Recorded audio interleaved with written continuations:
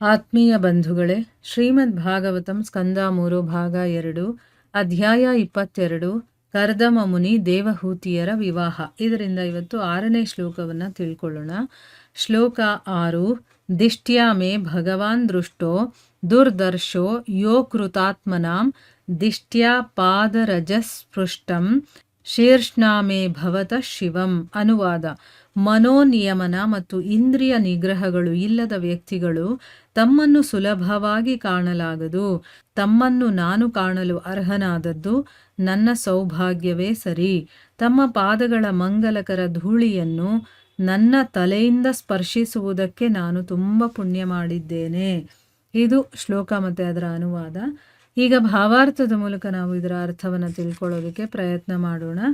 ಓದ ಭಾಗದಲ್ಲಿ ನಾವೇನು ತಿಳ್ಕೊಂಡ್ವಿ? ಮನು ಋಷಿಗಳಿಗೆ ಹೇಳ್ತಾನೆ, ನಿಮ್ಮ ಸಂದರ್ಶನ ಮಾಡಿದ್ರಿಂದನೇ ನನ್ನ ಎಲ್ಲ ಸಂದೇಹಗಳು ಕೂಡ ಹೊರಟೋಯ್ತು. ಪ್ರಜೆಗಳನ್ನು ರಕ್ಷಿಸುವಂಥ ರಾಜನ ಕರ್ತವ್ಯಗಳನ್ನು ನೀವು ತುಂಬ ಕರುಣೆಯಿಂದ ಸ್ಪಷ್ಟವಾಗಿ ವಿವರಣೆ ಮಾಡಿದ್ದೀರಾ ಅಂತ ಅಂದ್ಬಿಟ್ಟು ಹೇಳ್ದ. ಈಗ ಮುಂದುವರೆದು ಹೇಳ್ತಾನೆ, ಮನೋನಿಯಮನ ಅಂದರೆ ಮನಸ್ಸನ್ನು ನಿಯಂತ್ರಣೆಯಲ್ಲಿ ಇಟ್ಕೊಂಡಿರೋದು, ಮತ್ತು ಇಂದ್ರಿಯಗಳನ್ನು ನಿಗ್ರಹಣೆ ಮಾಡಿ ಇಟ್ಕೊಳ್ಳೋದಿದೆಯಲ್ಲ, ಇದನ್ನು ಯಾರು ಮಾಡೋದಿಲ್ವೋ ಅಂಥ ವ್ಯಕ್ತಿಗಳು ತಮ್ಮನ್ನು ಸುಲಭವಾಗಿ ಕಾಣೋದಕ್ಕೆ ಸಾಧ್ಯನೇ ಇಲ್ಲ. ಅಂದರೆ ಆ ಮುನಿಗಳ ದರ್ಶನ ಆಗಬೇಕು ಅಂತಂದರೆ ಅದಕ್ಕೂ ಕೂಡ ಯೋಗ್ಯತೆ ಇರಬೇಕು. ಮನಸ್ಸು ಮತ್ತು ಇಂದ್ರಿಯಗಳನ್ನು ನಾವು ನಮ್ಮ ಕಂಟ್ರೋಲಲ್ಲಿ ಇಟ್ಕೊಳ್ಳೋದಕ್ಕೆ ನಮ್ಗೆ ಆಗಬೇಕು. ಅಂಥ ವ್ಯಕ್ತಿಗಳು ಮಾತ್ರ ನಿಮ್ಮನ್ನು ನೋಡೋದಕ್ಕಾಗೋದು. ನಿಮ್ಮನ್ನು ನಾನು ನೋಡೋದಕ್ಕೆ ಅರ್ಹನಾಗಿರುವಂಥದ್ದು ನನ್ನ ಸೌಭಾಗ್ಯ. ತಮ್ಮ ಪಾದಗಳ ಮಂಗಳಕರವಾದಂತಹ ಧೂಳನ್ನು ನನ್ನ ತಲೆಯಿಂದ ಸ್ಪರ್ಶ ಮಾಡೋದಕ್ಕೆ, ಅಂದರೆ ನಿಮ್ಮ ಪಾದಗಳಿಗೆ ನಾನು ನಮಸ್ಕಾರ ಮಾಡೋದಕ್ಕೆ ನಾನು ತುಂಬ ಪುಣ್ಯ ಮಾಡಿದ್ದೀನಿ ಅಂತ ಹೇಳ್ತಾ ಇದ್ದಾನೆ. ಪುಣ್ಯವಂತರಿಗೆ ಮಾತ್ರನೇ ಸಾಧುಗಳ ಸಂಘ, ಸನ್ಯಾಸಿಗಳ ಸಂಘ, ಸದ್ಗುರುಗಳ ಸಂಘ ಇಂಥವ್ರದ್ದೆಲ್ಲ ಸಿಗೋದು. ಇಲ್ಲ ಅಂತಂದರೆ ಅವರಿಗೆ ಇದೆಲ್ಲ ಸಿಗೋದಿಲ್ಲ. ಮತ್ತು ಸತ್ಸಂಗ ಕೂಡ ಸಿಗೋದು ಇಂಥ ಭಾಗ್ಯಶಾಲಿಗಳಿಗೆ. ಸುಮ್ಮನೆ ಎಲ್ಲರಿಗೂ ಸತ್ಸಂಗ ಅನ್ನೋದು ಸಿಗೋದಿಲ್ಲ. ಸೊ ಈಗ ಭಾವಾರ್ಥದಲ್ಲಿ ಗುರುಗಳು ಈ ವಿಷಯದ ಬಗ್ಗೆ ಏನು ಹೇಳಿದ್ದಾರೆ ಅಂತ ತಿಳ್ಕೊಳ್ಳೋಣ. ಪವಿತ್ರನಾದ ಮನುಜನ ಪಾದ ಕಮಲಗಳ ಪವಿತ್ರ ಧೂಳನ್ನು ಕೇವಲ ಸ್ಪರ್ಶಿಸುವುದರಿಂದಲೇ ಅಲೌಕಿಕ ಜೀವನದ ಪರಿಪೂರ್ಣತೆಯನ್ನು ಸಾಧಿಸಬಹುದಾಗಿದೆ. ಭಾಗವತದಲ್ಲಿ ಇದನ್ನು ಮಹತ್ ಪಾದರಜೋಭಿಷೇಕಂ ಎಂದು ಹೇಳಲಾಗಿದೆ. ಅದಕ್ಕೆ ಮಹತ್ ಶ್ರೇಷ್ಠ ಭಕ್ತನ ಪಾದ ಕಮಲಗಳ ಪವಿತ್ರ ಧೂಳಿಯಿಂದ ಅನುಗೃಹೀತನಾಗುವುದು ಎಂದು ಅರ್ಥ. ಅಂದರೆ ಅರ್ಥ ಏನು? ಪವಿತ್ರನಾಗಿರಬೇಕು. ಅಂಥ ಮನುಷ್ಯನ ಪಾದ ಕಮಲಗಳ ಪವಿತ್ರ ಧೂಳಿದೆಯಲ್ಲ, ಅಂದರೆ ಈಗ ತುಂಬ ಪುಣ್ಯಶಾಲಿಗಳು, ಸಾಧು ಸತ್ಪುರುಷರು ಇಂಥವರ ಪಾದ ಧೂಳಿದೆಯಲ್ಲ, ಅದನ್ನು ಸ್ಪರ್ಶ ಮಾಡಿದ್ರೆ ಸಾಕು ನಮಗೆ ಅಲೌಕಿಕ ಜೀವನದ ಪರಿಪೂರ್ಣತೆ, ಲೌಕಿಕದಲ್ಲ ಅಲೌಕಿಕ ಜೀವನದ ಪರಿಪೂರ್ಣತೆಯನ್ನು ನಾವು ಪಡ್ಕೊಳ್ಬಹುದು. ಅದಕ್ಕೆ ಇಲ್ಲಿ ಭಾಗವತದಲ್ಲಿ ಇದನ್ನು ಮಹತ್ ಪಾದ ರಜೋಭಿಷೇಕಂ ಅಂತ ಹೇಳಿದ್ದಾರೆ. ಅಂದರೆ ಶ್ರೇಷ್ಠ ಭಕ್ತನ ಪಾದ ಕಮಲದ ಧೂಳಿದೆಯಲ್ಲ, ಪವಿತ್ರವಾಗಿರುವಂಥ ಧೂಳು, ಅದು ನಮಗೆ ಸಿಗೋದೇ ಕಷ್ಟ ಅಂತ ಅರ್ಥ. ಅನುಗ್ರಹಿತವಾಗೋದು ಅಂದರೆ ಅದನ್ನು ನನ್ನ ತಲೆ ಮೇಲೆ ಹಾಕ್ಕೊಳ್ಳುವಷ್ಟು, ಅಥವಾ ನನ್ನ ತಲೆಗೆ ಹಚ್ಕೊಳ್ಳೋದು, ಹಣೆಗೆ ಹಚ್ಕೊಳ್ಳುವಂಥ ಒಂದು ಭಾಗ್ಯ ಸಿಗೋದು ತುಂಬ ದುರ್ಲಭ ಅಂತ ಹೇಳಿದ್ದಾರೆ. ಆ ಥರ ಸಿಕ್ತು ಅಂತಂದರೆ ನಿಜವಾಗ್ಲೂ ನಾನು ಅನುಗ್ರಹಿತನಾಗಿದ್ದೀನಿ ಅಂತಲೇ ಅರ್ಥ. ಭಗವದ್ಗೀತೆ ಹೇಳುವಂತೆ ಮಹಾತ್ಮಾನಸ್ತು, ಮಹಾತ್ಮರು ಆಧ್ಯಾತ್ಮಿಕ ಶಕ್ತಿಗೆ ಅಧೀನರಾಗಿರುತ್ತಾರೆ.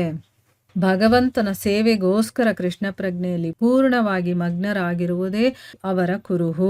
ಆದ್ದರಿಂದಲೇ ಅವರನ್ನು ಮಹತ್ ಎಂದು ಕರೆಯಲಾಗಿದೆ. ತನ್ನ ತಲೆಯ ಮೇಲೆ ಮಹಾತ್ಮನ ಪಾದ ಕಮಲಗಳ ಧೂಳನ್ನು ಧರಿಸಲು ತಕ್ಕ ಭಾಗ್ಯವಂತರಾಗುವ ವಿನಾ ಆಧ್ಯಾತ್ಮಿಕ ಜೀವನದ ಪರಿಪೂರ್ಣತೆಯ ಸಾಧ್ಯತೆ ಇಲ್ಲ. ನೋಡಿ, ಇಲ್ಲಿ ಭಗವದ್ಗೀತೆಯಲ್ಲಿ ಏನು ಹೇಳಿದ್ದಾರೆ? ಮಹಾತ್ಮಾನಸ್ತು ಅಂತ ಹೇಳಿದ್ದಾರೆ. ಅಂದರೆ ಏನು? ಮಹಾತ್ಮರು ಆಧ್ಯಾತ್ಮಿಕ ಶಕ್ತಿಗೆ ಅಧೀನರಾಗಿರ್ತಾರೆ. ಅವ್ರ ಕೈಯಲ್ಲಿ ಬರೀ ಆಧ್ಯಾತ್ಮಿಕ ಕೆಲಸಗಳೇ ನಡೆಯೋದು. ಭಗವಂತನ ಸೇವೆಗೋಸ್ಕರ ಯಾರು ಕಂಪ್ಲೀಟಾಗಿ ತಮ್ಮನ್ನು ತಾವು ತೊಡಗಿಸ್ಕೊಂಡಿರ್ತಾರೋ, ಆ ಭಗವಂತನನ್ನೇ ತಮ್ಮ ಚಿತ್ತದಲ್ಲಿಟ್ಕೊಂಡು ಅವನಿಗಾಗೆ ಎಲ್ಲವನ್ನ ಮಾಡ್ತಾ ಇರ್ತಾರೋ, ಆ ಭಗವಂತನ ಸೇವೆಯಲ್ಲಿ ಮುಳುಗಿರ್ತಾರೆ ನೋಡಿ, ಅದು ನಿಜವಾಗ್ಲೂ ಇದಕ್ಕೆ ಒಂದು ಕುರುಹು ಅಂತ ಹೇಳ್ತಾರೆ. ಅವನಿಗೆ ಭಗವಂತನ ಅನುಗ್ರಹ ಇದೆ, ಅವನಿಗೆ ಆಧ್ಯಾತ್ಮಿಕ ಶಕ್ತಿಗೆ ಅವರು ಅಧೀನರಾಗಿದ್ದಾರೆ ಅನ್ನೋದಕ್ಕೆ ಒಂದು ಕುರುಹು ಏನು ಅಂತಂದರೆ, ಅವರು ಅವರು ಸದಾ ಕೃಷ್ಣ ಪ್ರಜ್ಞೆಯಲ್ಲಿ ಮುಳುಗಿರೋದು. ಅಂದರೆ ಏನು, ಭಗವಂತನ ವಿಚಾರದಲ್ಲೇ ತೊಡಗಿರ್ತಾರೆ. ಅವನ ಸೇವೆ ಮಾಡೋದು, ಅವನ ಬಗ್ಗೆ ಮಾತಾಡೋದು, ಅವನ ಭಜನೆಗಳನ್ನು ಮಾಡೋದು, ಜಪ ಮಾಡೋದು, ಅವನ ವಿಷಯಗಳನ್ನು ಕುರಿತು ಹೇಳೋದು, ಕೇಳೋದು, ಇದೆಲ್ಲ ಅದರಲ್ಲಿ ಬಂದ್ಬಿಡುತ್ತೆ. ಅದಕ್ಕೋಸ್ಕರನೇ ಅವರನ್ನು ಮಹತ್ ಅಂತ ಕರೆದಿದ್ದಾರೆ. ತನ್ನ ತಲೆ ಮೇಲೆ ಮಹಾತ್ಮನ ಪಾದ ಕಮಲಗಳ ಧೂಳನ್ನು ಧರಿಸೋದಕ್ಕೆ ಭಾಗ್ಯವಂತರಾಗುವ ವಿನ, ಅಂದರೆ ಏನು, ಆ ರೀತಿ ಒಂದು ಭಾಗ್ಯ ಸಿಗದೆ ನಾವು ಆಧ್ಯಾತ್ಮಿಕ ಜೀವನದ ಪರಿಪೂರ್ಣತೆಯನ್ನು ಪಡ್ಕೊಳ್ತೀವಿ ಅಂತಂದರೆ ಅದು ಸಾಧ್ಯ ಇಲ್ಲ.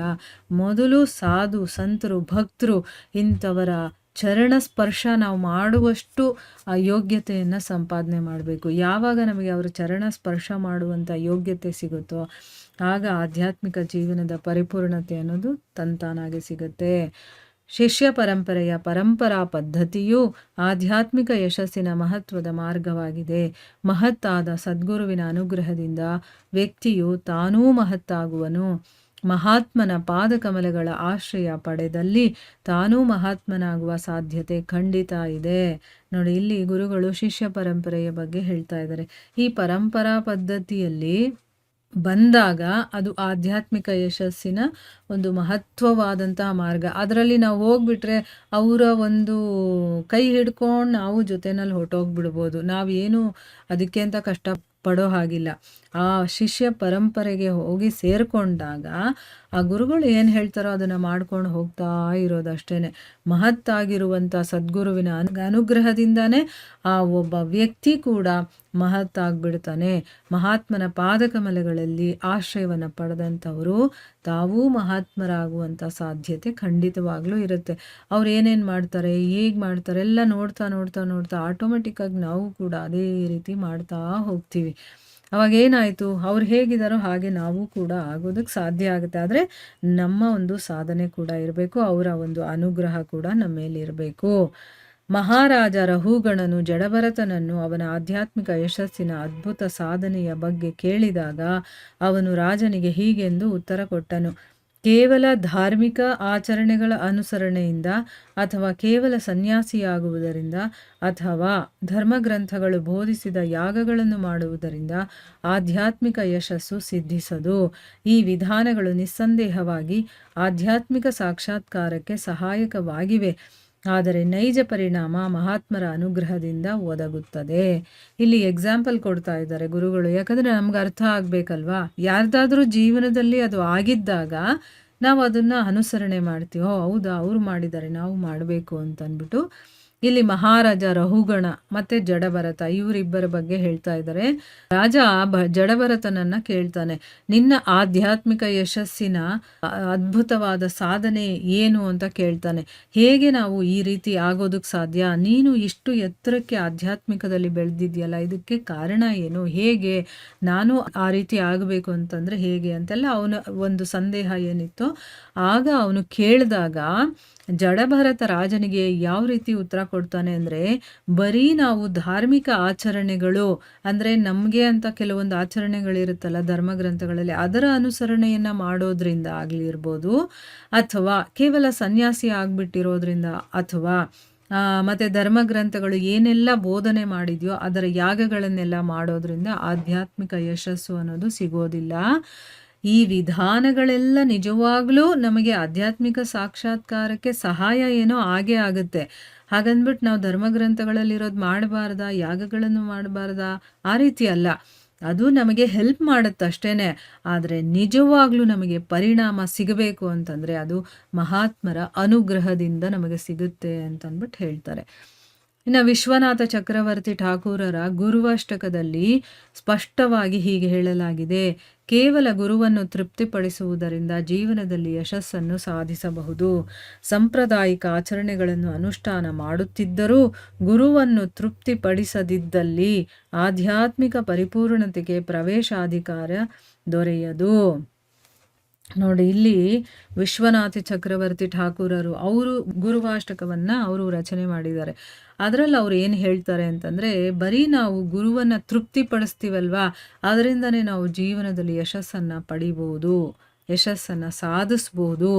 ಸಾಂಪ್ರದಾಯಿಕ ಆಚರಣೆಗಳನ್ನು ಅನುಷ್ಠಾನ ಮಾಡ್ತಾ ಇದ್ರು ಅಂದರೆ ನಾವು ಏನೇನೆಲ್ಲ ನಮ್ಮ ಕರ್ತವ್ಯಗಳಿದೆಯೋ ಅದನ್ನೆಲ್ಲ ಮಾಡ್ತಾ ಇದ್ರು ಕೂಡ ಗುರುವನ್ನು ನಾವು ತೃಪ್ತಿಪಡಿಸ್ಲಿಲ್ಲ ಅಂತಂದರೆ ನಾವು ಆಧ್ಯಾತ್ಮಿಕ ಪರಿಪೂರ್ಣತೆಗೆ ಪ್ರವೇಶ ಪಡೆಯೋದಕ್ಕೆ ಅಧಿಕಾರಿಗಳಾಗೋದಿಲ್ಲ. ಅಂದರೆ ನಮಗೆ ಸಿಗೋದಿಲ್ಲ ಅಧಿಕಾರ ಅಂತ ಹೇಳ್ತಾ ಇದ್ದಾರೆ. ಅಂದರೆ ಗುರುವನ್ನು ತೃಪ್ತಿಪಡಿಸೋದು ತುಂಬ ಇಂಪಾರ್ಟೆಂಟು ಅಂತ ಅರ್ಥ. ಇಲ್ಲಿ ಅಕೃತಾತ್ಮಾನಾಂ ಎಂಬ ಪದ ತುಂಬ ಔಚಿತ್ಯಪೂರ್ಣವಾಗಿದೆ. ಆತ್ಮ ಎಂದರೆ ದೇಹ, ಆತ್ಮ ಅಥವಾ ಮನಸ್ಸು ಎಂದು ಅರ್ಥ. ಅಕೃತಾತ್ಮ ಎಂದರೆ ಇಂದ್ರಿಯಗಳನ್ನು ಮತ್ತು ಮನಸ್ಸನ್ನು ನಿಗ್ರಹಿಸಲಾಗದ ಸಾಮಾನ್ಯ ಮನುಷ್ಯನೆಂದು ಅರ್ಥ. ಅಂದರೆ ಇಲ್ಲಿ ಒಂದು ಶಬ್ದವನ್ನು ಕೊಟ್ಟಿದ್ದಾರಲ್ಲ, ಅಕೃತಾತ್ಮಾನಾಂ ಅಂತಂದ್ಬಿಟ್ಟು. ಸೊ ಈ ಪದ ಇಲ್ಲಿ ತುಂಬಾ ಸೂಟ್ ಆಗುತ್ತೆ. ಆತ್ಮ ಅಂತಂದರೆ ದೇಹ ಅಂತಲೂ ಅಂದ್ಕೊಳ್ತೀವಿ, ಆತ್ಮ ಅಂತಲೂ ಅನ್ಕೋಬೋದು, ಮನಸ್ಸು ಅನ್ನುವಂಥ ಅರ್ಥ ಕೂಡ ಬರುತ್ತೆ. ಅಕೃತಾತ್ಮ ಅಂತಂದರೆ ಇಲ್ಲಿ ಅರ್ಥ ಏನು ಅಂತಂದರೆ ಇಂದ್ರಿಯಗಳನ್ನು ಮತ್ತು ಮನಸ್ಸನ್ನು ನಿಗ್ರಹಣೆ ಮಾಡೋಕ್ಕಾಗದೇ ಇರುವಂತಹ, ಅಂದರೆ ಕಂಟ್ರೋಲ್ ಮಾಡೋಕ್ಕಾಗದೇ ಇರುವಂಥ ಸಾಮಾನ್ಯ ಮನುಷ್ಯ ಅಂತ ಅರ್ಥ.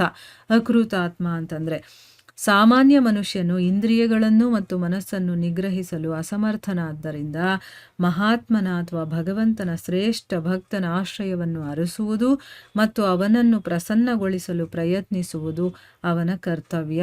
ಅದು ಅವನ ಜೀವನವನ್ನು ಪರಿಪೂರ್ಣವಾಗಿಸುತ್ತದೆ. ಅಂದರೆ ಇಲ್ಲಿ ಹೇಳ್ತಾ ಇರೋದು, ಒಬ್ಬ ಸಾಮಾನ್ಯ ಮನುಷ್ಯ ಇರ್ತಾನಲ್ಲ, ಅವನು ಇಂದ್ರಿಯಗಳನ್ನು ಮನಸ್ಸನ್ನು ಅವನಿಗೆ ಕಂಟ್ರೋಲ್ ಮಾಡೋಕ್ಕೆ ತುಂಬ ಕಷ್ಟ. ಅಯ್ಯೋ ಎಷ್ಟು ಮಾಡಿದ್ರೂ ಆಗೋದಿಲ್ಲ, ಅಂದರೆ ಅವನಿಗೆ ಅಷ್ಟು ಸಾಮರ್ಥ್ಯ ಇರೋದಿಲ್ಲ. ಅದಕ್ಕೆ ಅವ್ರೇನು ಮಾಡಬೇಕು, ಮಹಾತ್ಮರಾಗಿರ್ಬೋದು ಅಥವಾ ಭಗವಂತನ ಶ್ರೇಷ್ಠ ಭಕ್ತರು ಇರ್ತಾರಲ್ಲ ಅವರ ಆಶ್ರಯವನ್ನು ಪಡ್ಕೊಳ್ಬೇಕು. ಅವರನ್ನು ತುಂಬ ಸಂತೋಷ ಪಡಿಸೋದಕ್ಕೆ ಅಥವಾ ಅವರನ್ನು ತೃಪ್ತಿಪಡಿಸೋದಕ್ಕೆ ಏನಾದರೂ ಒಂದು ರೀತಿಯಲ್ಲಿ ನಾವು ಪ್ರಯತ್ನ ಮಾಡೋದು ಅವರ ಕರ್ತವ್ಯ. ಅಷ್ಟು ಮಾಡೋದ್ರಿಂದನೇ ಅವನು ಜೀವನದಲ್ಲಿ ಪರಿಪೂರ್ಣತೆಯನ್ನು ಪಡ್ಕೊಳ್ತಾನೆ. ಈಗ ನಾವೇ ನಮ್ಮ ಇಂದ್ರಿಯಗಳನ್ನು ಮನಸ್ಸನ್ನು ಕಂಟ್ರೋಲ್ ಮಾಡೋದಕ್ಕೆ ಪ್ರಯತ್ನ ಮಾಡಬೇಕು. ನಮ್ಮ ಕೈಯಲ್ಲಿ ಆಗೋದಿಲ್ಲ, ಆಯಿತು ಗುರುವಿಗೆ ಹೋಗಿ ಶರಣಾಗತಿ ಆಗಿಬಿಡೋದು. ಆಗೇನಾಗುತ್ತೆ, ಆ ಮಹಾತ್ಮರು ಅಥವಾ ಅವರ ಒಂದು ಆಶ್ರಯದಲ್ಲಿದ್ದಾಗ ಅವರನ್ನು ಸಂತುಷ್ಟಿಗೊಳಿಸೋದಕ್ಕೆ ನಾವು ಕೆಲಸಗಳನ್ನು ಮಾಡಿದಾಗ ಅದರಿಂದ ನಮ್ಮ ಜೀವನ ಪರಿಪೂರ್ಣವಾಗುತ್ತೆ. ಸಾಮಾನ್ಯ ಮನುಷ್ಯನು ಕೇವಲ ಸಾಂಪ್ರದಾಯಿಕ ಆಚರಣೆಗಳನ್ನು ಮತ್ತು ಧಾರ್ಮಿಕ ತತ್ವಗಳನ್ನು ಅನುಸರಿಸುವುದರಿಂದ ಆಧ್ಯಾತ್ಮಿಕ ಪರಿಪೂರ್ಣತೆಯ ಅತ್ಯುನ್ನತ ನೆಲೆಗೆ ಏರಲಾರ. ಅವನು ಪರಂಪರಾಗತ ಸದ್ಗುರುವಿನ ಆಶ್ರಯವನ್ನು ಪಡೆಯಬೇಕು. ಅವನ ನಿರ್ದೇಶನದಲ್ಲಿ ವಿಶ್ವಾಸಪೂರ್ಣವಾಗಿ ವಿನೀತನಾಗಿ ಕೆಲಸ ಮಾಡಬೇಕು. ಆಗ ನಿಸ್ಸಂದೇಹವಾಗಿ ಅವನು ಪರಿಪೂರ್ಣನಾಗುತ್ತಾನೆ. ಇಲ್ಲಿ ಸಾಮಾನ್ಯ ಮನುಷ್ಯರು ಹೇಗಿರಬೇಕು ಅನ್ನೋದನ್ನು ಹೇಳ್ಕೊಡ್ತಾ ಇದ್ದಾರೆ. ಈಗ ಸಾಮಾನ್ಯ ಮನುಷ್ಯ ಆಚರಣೆಗಳು ಏನಿದೆಯೋ, ಈಗ ನಾವು ಸಾಂಪ್ರದಾಯಿಕವಾಗಿ ನಮಗೆ ಅಂತ ಕೆಲವೊಂದು ಆಚರಣೆಗಳು ಬಂದಿರುತ್ತೆ, ಅದು ಮತ್ತು ಧಾರ್ಮಿಕ ತತ್ವಗಳು, ಇಷ್ಟನ್ನು ಅನುಸರಣೆ ಮಾಡೋದ್ರಿಂದ ನಾವು ಆಧ್ಯಾತ್ಮಿಕ ಪರಿಪೂರ್ಣತೆಯನ್ನು ನಾವು ಪಡೆಯೋದಕ್ಕೆ ಸಾಧ್ಯನೇ ಇಲ್ಲ. ಆ ಒಂದು ಮಟ್ಟಕ್ಕೆ ನಾವು ತಲುಪೋದಕ್ಕೂ ಆಗೋದಿಲ್ಲ. ಅದಕ್ಕೋಸ್ಕರ ಅವನೇನು ಮಾಡಬೇಕು, ಯಾವುದಾದ್ರೂ ಒಬ್ಬ ಸದ್ಗುರುವಿನ ಆಶ್ರಯವನ್ನು ಪಡಿಬೇಕು. ಅವನ ನಿರ್ದೇಶನದಲ್ಲಿ ಅವರು ಏನು ಹೇಳ್ತಾರೋ ಆ ರೀತಿ ನಾವು ವಿಶ್ವಾಸವನ್ನು ಇಟ್ಟು ವಿನೀತನಾಗಿ, ಅಂದರೆ ಅವರಿಗೆ ತುಂಬ ರೆಸ್ಪೆಕ್ಟ್ ಕೊಟ್ಟು ಕೆಲಸವನ್ನು ಮಾಡಬೇಕು. ಆಗ ನಾವು ನಿಜವಾಗ್ಲೂ ಆ ಒಂದು ಪರಿಪೂರ್ಣ ಹಂತಕ್ಕೆ ನಾವು ತಲುಪೋದಕ್ಕಾಗುತ್ತೆ ಅಂತ ಹೇಳ್ತಾ ಇದ್ದಾರೆ.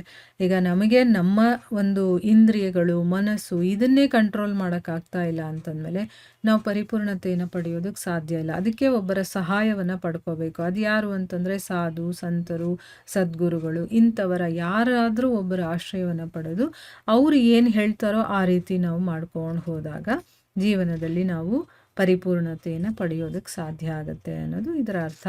ಸೊ ಇಲ್ಲಿಗೆ ನಾವು ನಿಲ್ಲಿಸೋಣ. ಹರೇ ಕೃಷ್ಣ.